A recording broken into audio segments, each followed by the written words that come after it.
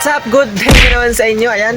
So, umagang-umaga pa talaga. Nagpapakain tayo ng mga sisiyo. So, inumpisahan ko nang mag-vlog kasi nga di ako makapagpakain dun sa mga manok natin kasi umalan. So, dito muna ako nagtambay sa breeding pen, flying pen ng ating mga pasisiyo. Andito, kumakain sila. So, yung natira, 5 piraso na lang. 3 lalaki. 2 babae. So itong isa, hindi to sila magkapatid. Bale, ito na lang yung natira. Ayan, yung ating parang black. Pero pula yan mga anokis, no? Pula, paglaki. So, ito yung natitirang anak ng ating Raptor Roundhead. So itong 4 naman, ito yung sa ating pulit ni Lods Milpiborga. Tapos sa kanawayon, bale yung na-out natin is yung 2 kanawayon na lalaki. Bali, 2 talisay, ayan, 2 kanawayon. So, ito na lang yung natira, 5 piraso. So, dito naman sa ating mga pasisyo na 1 month na sila. Ngayong 20. So, 19 ngayon. Bukas, 1 buwan na sila. Ayan yung anak ni puti. Yan, malalaki na, mga anokis, no? 1 month old. So, ang pinapakain ko sa kanila is Integra 2,000 na wet feeding. Ayan, oh. Wet feeding sila. So, update ko rin kayo dito. Ayan, may pasis. Diyan, 2 weeks old. Bali, anak din niya ni Kanaway. Tsaka sa pulit na naman ni Lods Milpiborga. So, di pa niya kinukuha yung kanyang pulit. So, balak niyang i-out. So, naghanap pa tayo na kukuha sa pulit ni Lods Milpiborga, no? So, papasilip ko sa inyo yung ating 5 piraso. Ayan sila, oh. So kahit naulan, kitang-kita sa kanilang itsura na hindi man lang parang nagkaroon ng lamig, ano? Parang hindi nilamig mga anokis, no? Healthy yung ating mga pasisiw na ito. So inumpisaan ko na silang pag wet feeding. Bali, kagahapon ko sila pinractice at sa ngayon tuloy-tuloy. Ayan, wet feeding, kinakain na nila. Medyo mabilis na silang kumain ng wet feeding. Bali, yung puti natin na inahin is naglilimlim na.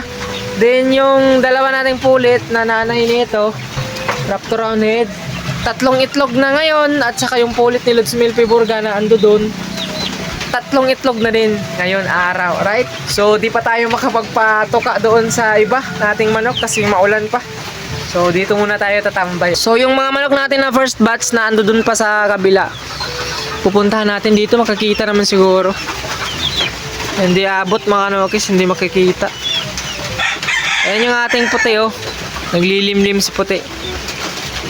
Ayan. So mamaya kapag tumila na yung ulan, ayan, pupuntahan natin mamaya. Dito muna tayo sa ating, silipin natin yung ating 2 weeks old na pasisiw. Andito sila, oh. Ayan, oh. Malalaki na. Maliliksi yung ating mga inalagaan. So para silang basa kasi nga tumatampisaw sila sa patubigan. Ayan. Ayan, oh. Malalaki na kaso para walang kanawayan mga kanugis, no? Hindi man lang lumusot. Yang isang maliit sa Raptor Roundhead natin yan. Ayan. So pinapakain ko sa kanila, ganito pa din. Ayan, so ito may binababad nga pala ako dito na patuka para to sa ating pumpkin na ando dun si pumpkin, oh. Dito, bale siguro nasa 30 minutes na to nababad. Ayan, oh, kung napapansin nyo, mayroong parang mga alikabok, ayan yun. Kaya binababad natin yung gantong patuka nang sa ganun para pag ma-take ng ating manok, malinis at malambot na siya. Kumbaga digestible na siya, no? Di na mahirapan magtunaw yung ating manok na ginagayak. So pagkatapos nitong maibabad, nilalagyan ko ng ganto. Ayan, tapos nilalagyan ko din ng ganto. Ayan, oh. Konti na lang yung laman kasi nasa 12 days na tayo, ano? Malapit na. Ayan. Dahil inulan tayo ngayong araw, mamaya yung mga pasisyo natin na andi dito, ando doon, papainumin natin sila ng for prevention, yung ating antibacterial. Ayan, na ambroxetil, yan yung ipapainom natin ngayon. Ayan, oh. maulan. Yung ating Carabao grass. Ayan, malapit na natin makita na gumanda, no? Kakaunti na lang yung lupa-lupa, oh. So ito naman, pinapaulan na natin. Galing yan dito sa mga pasisyo natin, ayan. Salaan ng ipot. So galing dyan, andun pa yung isa, oh. Ayan, dito naman yan galing yung isa. So yan yung kagandahan kapag ganun yung style na brooder mo, mamumonitor mo yung kanilang ipot. So far so good naman, ayan. Kondisyon naman yung kanilang ipot. Wala tayong nakikitang may kulay pula, may kulay brown na basa. Ayan, kondisyon yung kanilang ipot. Kaya namomonitor natin yung sisiw natin. Pero since maulan ngayon, titirahin natin sila. Yun na nga yung sabi ko kanina, yung ating flashing broxetil for prevention. So dahil ayaw tumila yung ulan, papakainin na lang natin yung ating mga manok. Umpisa natin dito sa ating pulit. Ayan, o. Yan, diretso tapon lang doon. Ayan, kumakain na siya. So, punta tayo dun sa iba. Mababasa kasi yung ating patuka. So, dahan-dahanin na lang natin. Silong-silong tayo dito. Dito yung ating first batch, oh. Ayan, oh. Raptoronid natin, ayan. Tapon diretso dun. Ayan si Puti, bumaba si Puti. Bigyan din natin si Puti.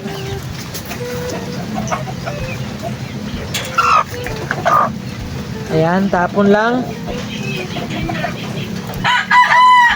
Siyempre, andito si Kanaway.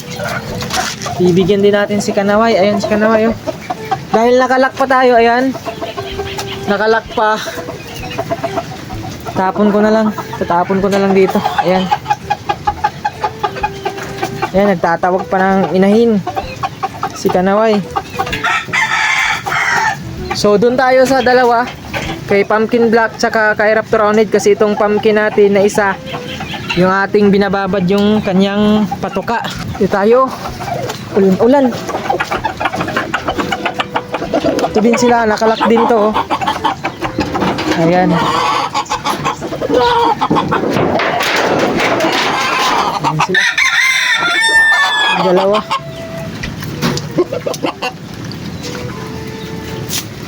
Yung patoka nila, GMP3. Yan, GMP3. So, kuha tayo ng isang patokaan. Dito.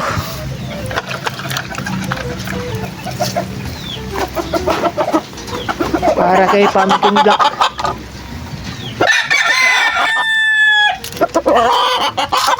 Yan. Makain na sila, mga kanokis. Yan, no? Tara, silong tayo. Yan, mamaya na yan. Binababad pa natin yung kanyang patoka. Yan, so i-drain lang natin ng kaunti. Pag mawala yung konting tubig, matirhan man yan, okay lang. Kasi meron pa tayong lalagay na ito. Yan, so di ko na sinusukat. Tinatansya ko na lang. Sakto lang din naman yung bigay natin, oh. Ayan, so haluin natin.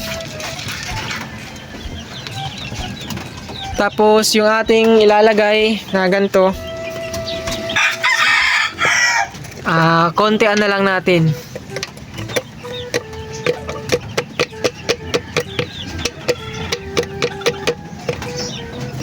Oops. Balik natin yung iba. Napadami. Yan, so ganito karami. Buhos natin dyan. Tapos sabay shake na natin yan. Tapos bigay ulit. Yun, ating dalawa, oh. Naglalaro, oh. So ito na yung pagkain ni Pumpkin. So bigyan na natin, tara. Nang sa ganun makakatsibog. Makakatsibog si Pumpkin. Pasok natin dito. Ayan, oh, matakaw yan. Masarap yung kanyang pagkain. Nagtatawag pa ang chicks.